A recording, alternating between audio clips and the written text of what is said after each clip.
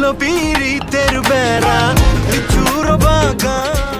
প্রকাশ করা হলো তাণ্ডবের আইটেম গান। ভক্তদের দীর্ঘদিনের প্রত্যাশা কতটুকু পূরণ করতে পারলো বলছি সব বিস্তারিত। প্রথমেই বলবো এই গানের লিরিক্স মোটেও সেরকম ভালো হয়নি, আর এর পেছনে কারণ কি হতে পারে সেটাও বলছি। বর্তমান জেনারেশনে এসে একজন মেগা স্টারের কাছে এরকম গান কেউ প্রত্যাশা করেনি। অনেকে যাত্রাপালার সাথে তুলনা করেছে গানটি। এখন তাদের উদ্দেশ্যে আমি বলবো, মূলত ছবির গল্পের প্রয়োজনেই এরকম গান ব্যবহার করা হয়েছে। তাছাড়াও একটা গান থেকে পুরো ছবি সম্পর্কে বাজে মন্তব্য করা মোটেও উচিত নয়। সামনে আরো ধামাক্কা অপেক্ষা করেছে। এরপরের গানগুলো অন্য লেভেলের হবে। শাকিব খানের নতুন সিনেমা নিয়ে এখন দর্শকদের প্রত্যাশা দ্বিগুণ। তাই এরকম গান কারো কাছে ভালো লেগেছে, আবার কারো কাছে ভালো লাগেনি।